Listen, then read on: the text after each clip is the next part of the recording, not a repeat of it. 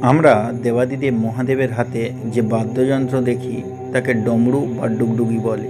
এটি একটি ছোট আকারের দ্বিমুখী ড্রাম, যা হিন্দু এবং তিব্বতী বৌদ্ধ ধর্মে ব্যবহৃত হয়। এটি প্রাক বৈদিক যুগ থেকে প্রচলিত মহাদেবের বাদ্যযন্ত্র হিসাবে বিবেচিত হয়। শিব যখন তাণ্ডব নৃত্য করে তখন ডমরু থেকে উৎপন্ন শব্দ হলো নাদ, যা সৃষ্টি, স্থিতি ও প্রলয়চক্রের সূচনা করে। এই নাদকে বিগ ব্যাংয়ের প্রাথমিক কম্পনের সাথে তুলনা করা হয়। এটি মহাবিশ্বের সৃষ্টি এবং নিয়ন্ত্রণের জন্য ব্যবহৃত আধ্যাত্মিক শব্দ তৈরি করতে ব্যবহৃত হয় বলে মনে করা হয়। এটি সাধারণত কাঠ বা ধাতু দিয়ে তৈরি করা হয় এবং চামড়া দিয়ে ঢাকা থাকে। এটি তান্ত্রিক ঐতিহ্যের একটি গুরুত্বপূর্ণ অংশ, যেখানে এর ধ্বনিকে আধ্যাত্মিক শক্তির উৎস হিসাবে দেখা যায়। ডমরু বাজিয়ে শব্দ তৈরি করা হয়, যা শিবের মন্ত্র এবং অন্যান্য ধর্মীয় আচার অনুষ্ঠানে ব্যবহৃত করা হয়।